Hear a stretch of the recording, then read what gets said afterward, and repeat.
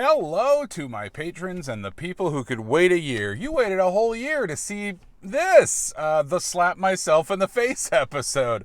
That's right. This is the episode where I have to slap myself 10 times. Now, I never specified in the face, but I feel like give the people what they want. You want to see it in the face, right? I could slap my knee 10 times, but also my knee's not in frame. So let me get the thumbnail here, because if I'm slapping myself, then I'm taking my glasses off. So let's...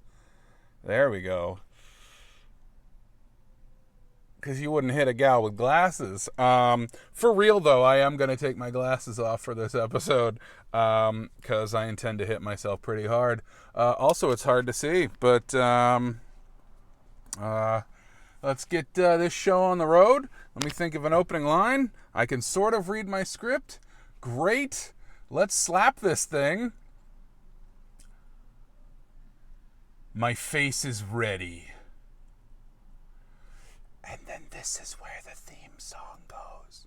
I get quiet here so I can look at the waveform.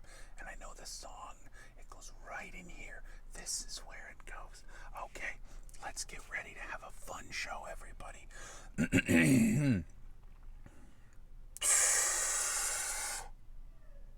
You're listening to Fix My Carcast, hosted by Bear Claw Billy, and this is episode 138. Comedian and musician Keith Hebert is visiting family for Slapsgiving. But first...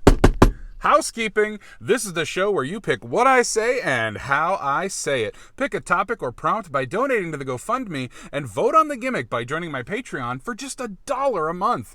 Join at the $5 or higher level and also get bonus episodes and behind the scenes footage. Links are in the description. Also down there, merch. Get yourself some merch. You know, I usually talk about t-shirts, but this time I want to talk about stickers. That's right. Get yourself some Fix My Carcast stickers and slap them up everywhere. No new donors this week. The total raised for paying off my car repair debt is still holding at $2,312. Also, when we get to $3,000, it unlocks an automatic show gimmick, which is I will record an episode at sea. Fun fact, did you know that this whole podcast disappears when we hit $10,000? Kind of like that show, The Slap. Remember The Slap? No? Well, someday you'll forget about this show, too. Also, I don't think The Slap ended because of $10,000. Why did I write that? Hey! Do you like the theme song? No? Well, if you make a donation of $50 or more, in addition to picking an episode topic, you get to change one thing about the theme song forever. Unless somebody else changes it back. Want me to replace the snare drums with slaps recorded in the very episode you're listening to? I'll do it. $50. I better make them hit hard. Also, if you would like to own the painting that I made in episode 118, I'll be giving it away to the next person who donates $100 or more. That's right. Own a piece of Fix My Carcast history while you still can. By the way, sorry for the pause there, I lost my place and I don't have my glasses on because I'm about to slap myself. By the way, a fan emailed me asking to see the painting I'm giving away. And that is a great point. Why buy a painting before you see it? You can't see it on an audio podcast, but you can see it in the raw video version of episode 118 over on Patreon. The video is simply titled, Make a Painting. I'll include a link in this episode's podcast description. So, go look at the painting. See if it's something you'd like to own. We have a new patron this week. Thank you, Chad, for joining at the free level, which gets you absolutely nothing. Enjoy nothing.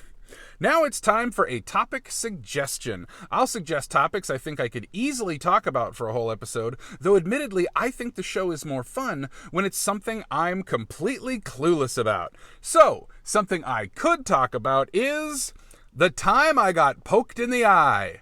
Hard. It sucked. Want to know more? Donate today. Checking in on the best city in the world based on which city listened to the last episode the most, and our big winner is Scarborough, Maine. Congratulations, Scarborough, Maine. Let it be known that your Dolby Theater, Palace of Constantine, and aid station of C Company 1st Medical Battalion are the best in the world for 7 days. Look, there aren't a lot of historic sites where somebody got slapped, okay? Last episode, I talked about Beast Wars Transformers while saying Taylor Swift 100 times. You can see video of all the raw footage, plus a little extra, over on Patreon. Also, head over to Patreon for a bonus episode where I talk about Alien Romulus. Okay, let's talk next week's gimmick poll. These are your choices for next week's episode gimmick. They are... Number 1, record it without a topic. Number 2, point the camera the other way.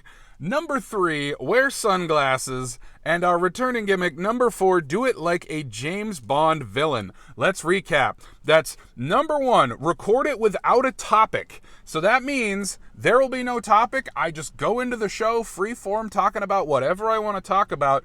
If there is a sponsor for that week, I still won't do their topic if that wins. Number 2, point the camera the other way. Now, for an audio podcast, probably changes very little, but I won't be able to see myself the whole time I'm recording, so think about that. Anyway, you'll see whatever I'm looking at instead of me, if you watch the video version. Number 3, wear sunglasses. Pretty simple. Wear sunglasses and look cool doing it. And our returning gimmick, number 4, do it like a James Bond villain. Have you heard of James Bond? Well, he's got some villains, and they're pretty kooky. Also, you may have noticed most of those gimmicks, not too crazy, and that's because I am moving next weekend. I hate to say that I'm afraid to say where I'm moving to, because lately I am thrown out of places I move into the very moment that I get there. So I'm sure the week after I'll live somewhere else. Probably the very car, the titular car of Fix My Car Cast. Things are going great. Remember that any gimmick that gets just a single vote is eligible for a second chance in 6 weeks. Be sure to vote over on Patreon. The poll closes Thursday, August 29th at noon Eastern America time. All right. Time for today's gimmick, which is slap myself 10 times. Of course, gimmicks don't start until housekeeping is out of the way in case any of them prevent me from sharing vital information. But now, we are entering the Gimmick Zone. From this point on, gimmicks are active and everything is improvised. There's no sponsored topic for today's episode, so I'll take inspiration from a randomized Wikipedia page, which is... I can't turn off my fucking iPad. It does this every time. It says slide to power off and then it won't slide off, which is, let me go through the printouts. And folks, I gotta be honest, I'm down to like 2. I no longer get to use the printer at my building job because I don't work there anymore. So sorry, costs too much to print stuff. Today's topic is Hurst Springs, Texas. And you might think, hey, I bet that's a little podunk town and there's nothing you can really say about it. You would be correct, and normally I move on, but guess what? I have 2 printed off topics left, and then, I don't know, I'm just going to run into the street screaming, hey, what do you want me to talk about? Just kidding, we're not going to do things like that. But today's topic is Hurst Springs, Texas. And if you want to know some things about Hurst Springs, Texas, have I got a list for you. But first of all, I'm supposed to slap myself this episode. Again, I never said in the face. I just have to slap myself 10 times. So I think I often struggle with the fact that I say way too much, and I hope I haven't made you aware of it. And if you're the kind of person who hates hearing you probably hate listening to this show. I'm kidding. No one listens to this show. Except you. You rule. So, I was thinking any time that I am struggling to think of the next thing I'll say, that'll be when I slap myself. However, I'm moving right now. I don't have time to do a slap counter in the corner. So I think at the end I'll probably just slap myself a whole bunch just to be absolutely sure I got them all in. Sorry if that ruins the surprise of this episode. I know you're here to learn about Hurst Springs, Texas, an unincorporated community in Coryell County in the U.S. state of Texas. According to the Handbook of Texas, the community had a population of 8 in 2000. I know there's going to be a lot to talk about this one. Oh, that was not the best slap acoustically, but I gave it my all. It is located within the Killeen Temple Fort Hood metropolitan area. Folks, I have to be completely honest with you. Whenever I get a geographical region, it's always a geographical region or a sports team where I know it's just going to be a bad episode. I don't want to do it. I've got to say, though, because of the desperation of only having 2 printed off randomized Wikipedia pages left, I love that I got a place with a population of 8. I am proposing this right now. If you live in Hurst Springs, Texas, if 1/8 of the population of Hurst Springs, Texas is listening right now, there we go. Please get in touch with me. This is the thing, is like, if anyone lives in the random places that come up, I would love to hear about it. I want you to get in touch with me. Tell me all about this. Well, let's get into the history of Hurst Springs, Texas, y'all. Hurst Springs, named for John H. Hurst, who established the community near a hot spring in the 1870s. They have a post office established in 1877, and remained in operation until 1906, with a 5-year interruption from 1883 to 1888. Mysterious. The article does not say what caused the 5-year interruption from 1883 to 1888. Unfortunately, the only events that I know happened there are Back to the Future Part 3, which happened September 7th, 1885. That's when Doc dies. Sorry, that's not when the train thing happens, but I guess it's up to you what you want to call the events of Back to the Future Part 3. Just missing the Rolls Royce and nothing else. That happened in 1985. Sorry, I fell in a Back to the Future hole. Franklin H. Justice served as the postmaster, and I cannot believe that almost fully half of the history section of this article is about the post office that stopped operating in 1906. You love to hear it, folks. Could you hear it, folks? Let's go again. Oh, that's great. That's good stuff. Mama like. All right.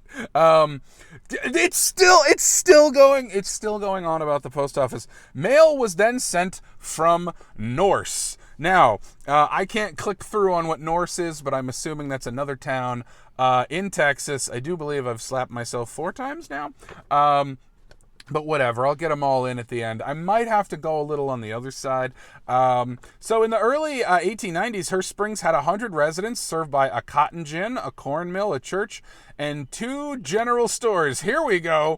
It lost 3/4 of its population in the 1930s, no explanation given, then returned to 100 from the late 1940s to the 1950s, also no explanation given. Farmers who lived here raised cattle and grew grain and sorghum. I don't know what sorghum is. Sorghum. Is that a thing that everybody knows and I don't, just because I'm stupid? I don't know what a mortgage is, and I don't know what sorghum is. What's sorghum and what's a mortgage? Anyway, sorry, let me give myself the old Texas slap. Oh, there we go. There we go. We're back in business, baby. I still got to fill like 15 more minutes. And I am almost fully through this article. So I guess we're just going to have to get into what I do know about Texas. All right. So, sorghum. Yeah, I don't know what sorghum is. All you sorghum heads, get at me. Tell me how much you love sorghum. If only I had someone in my life who was really into, I'm going to guess gardening. Sorghum. Is sorghum a vegetable? I don't know. I wish I had a vegetable expert here, maybe to spank me. Don't ask. It's another episode. 50 Shades of Green. Check it out. If this is your first episode of Fix My Car Cast, sorry.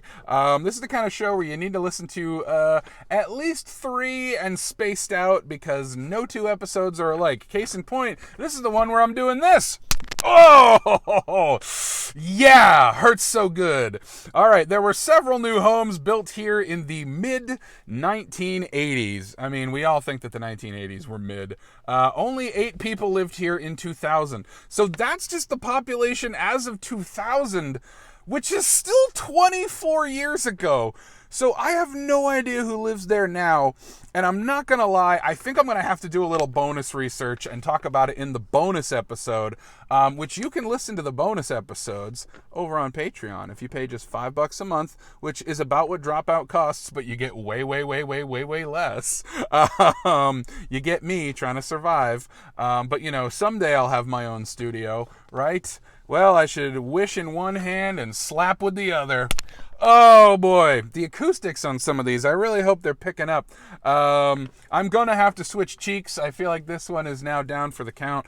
Those have all been right cheek. We're gonna go left cheek for the rest of these. So let's kick it off, baby! Oh! Hurst Springs is located on Farm to Market Road 182, 5 miles, that's 8 kilometers if you're nasty, northeast of Turnersville in northern Coryell County. The climate, well, it's Texas, so I'm just going to go hot. The climate in this area is characterized by hot, humid summers and generally mild to cool winters. According to the Köppen Climate Classification System, Hurst Springs has a humid subtropical climate, abbreviated CFA on climate maps. CFA, capital C, lowercase f, lowercase a. Interesting. I'm not familiar with what that means. Education. Hurst Springs had its own school in the early 1890s. Today, the community is served by the Clifton Independent School District. It says today, which I assume is the 2000s, the last time any of this information was updated. So, folks, we have reached the end of the article. Oh my gosh, it hurts. It hurts. It's so painful to reach the end of an article and wonder how you're going to fill 15 more minutes. Not that these have to be 30 minutes, but I like to aim for 30 minutes, but sometimes I miss. Anyway, the country, United States, the state, Texas, the county, Coryell, the elevation, 997 feet, or 304 meters if you're gross. Time zone, UTC 6, that's Central CST, not to be confused with America time. Noon Eastern America time. Area code 254. Call them up. Yo, Hurst Springs, what's shaking? And the genus feature ID, GNIS. I don't know what that is, but it's 203-4584. I have exhausted quite literally everything on the piece of paper before me, unless you want me to read the URLs of the references. Sure, I ain't doing anything. U.S. Geological Survey Geographic Names Information System, Hurst Springs, Texas. https://edits.nationalmap.gov/apps/gas-domestic/public/search/names/203-4584. What am I doing with my life? Grow up. Anyway, there's also a reference for Vivian Elizabeth Smurl and climate summary for Hurst Springs. Well, that just about does everything that I'm going to get out of that article. I got one left, and I accidentally saw what it is. Forget, slap it out of myself. This is an adamantium slap, so you can forget about Wolverine Origins Deadpool / Merc with no mouth. All right, well, yeehaw! Let's talk about Texas, y'all. What's going down in Texas? So the things that I know about Texas, I know that there's a Chainsaw Massacre there. I've seen Texas Chainsaw Massacre 1 and 2. 2 is kind of like Gremlins 2, the new batch. Almost kind of a parody of the original, though it also has some real psychosexual shit going on. Let's see, what else is in Texas? Texas Pete. That's a hot sauce. People seem to have their druthers on whether they go for Frank's Red Hot or Texas Pete or Tabasco or many other hot sauces, like some of the ones featured on Hot Wings. No, not Hot Wings, Hot Ones. You fool! You ignoramus! What a maroon! I definitely have gotten 10 slaps in by now, because that was 3 right there. But, I'm starting to get into it, so whatever. I'll just slap my knees 100 times at the end and call it good. Again, there would be a counter letting you know how many times I've slapped myself. Some of you sticklers might be like, some of those didn't count. You could have gone a lot harder. My face feels warm and rosy and wonderful. And I look great. I'm probably a Texas 2. I've always thought it's weird to try to judge like hotness by geographic region. Like, hot people can be anywhere. Like, we've all had a moment of like, oh my gosh, is that a supermodel? Like, I think it's weird to categorize it as like, oh, someone, what was that show, Hot in Cleveland? Yeah, I've never been to Cleveland. But yeah, like, wasn't that show about like just moving to a new place and being considered more attractive when you're there? I don't know if I'm hotter in Maine or in Texas. I suppose temperature wise, I'd be hotter in Texas, though I gotta say, it is a hot, humid day today here in Akron, Ohio, Maine. But yeah, I'm slowly running out of things to talk about. I have a friend in Texas, and you've met her, Kelly Nova. If you'd like to hear from Kelly Nova, head over to the Body Swap episode, where Kelly Nova hosted for me when I was down with the sickness. So hey, you could sponsor an episode with questions for Kelly Nova about living in Texas. As I understand it, it's a hellhole. It's very, very hot all the time. Kelly lives in some of the gayer parts of Texas. I've heard, like Austin and Dallas, like are more friendly to our LGBTQIA plus friends. But other regions, maybe not so much. Kelly has told me that there is, the house from Texas Chainsaw Massacre. It's like, it's interesting. It's like they moved the location. I think they moved it to Hearst Springs. Just kidding. They did move it to Hearst Springs. Kelly Nova, if you know anyone from Hearst Springs, Texas, get at me. Let me know. A thing I have to keep in mind is that Texas is massive. I live in Maine, which you can drive from one side to the other in, I don't know, maybe 3 hours. I don't know. I've never done it, actually. I've never attempted it. Maybe I should someday. That could be a gimmick if one day I'm out of debt. But right now, everything's terrible and awful. Really appreciate your donations. Really appreciate you popping over to the Patreon. Because yeah, things are. I could use a little Texas switch right now. That is another thing that I know about Texas. So named because it happens in a lot of Western movies. Oh boy, friends, we have gone down a rabbit hole that I know about.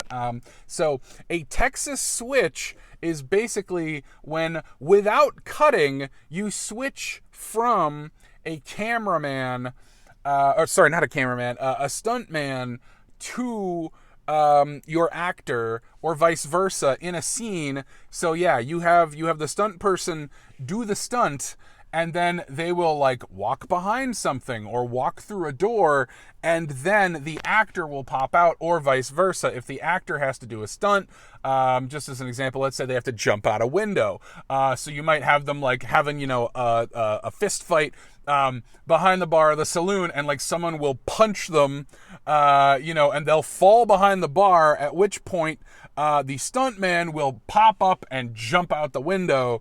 And that's called a Texas switch. There is one in Back to the Future 3, which has already come up this episode, and will always come up because I will never not be talking about BTTF. There is a shot in Back to the Future Part 3 where it is the stuntman on the horse. The horse gallops up to Doc's blacksmithing shop, and the stuntman jumps off of the horse, runs inside to see if Doc is there, and then Michael J. Fox is the one who comes running out. But if you're not looking for it, you won't notice it. Let's see. I know there's a Texas switch in Airplane. Is it? So I know about that one because you can see the guy waiting to pop up. They didn't hide it very well at all. I think even on the commentary, they mentioned, we fucked up that Texas switch. I can't remember if it goes from Robert Hayes to the stuntman or vice versa, but you can see one of them waiting to jump in. It's very blatant. It's during the disco flashback scene. There's all kinds of other great Texas switches. When you spot one in a movie, it's really fun. Oh, I just watched a special effects video literally this week. Shout out to Corridor Crew.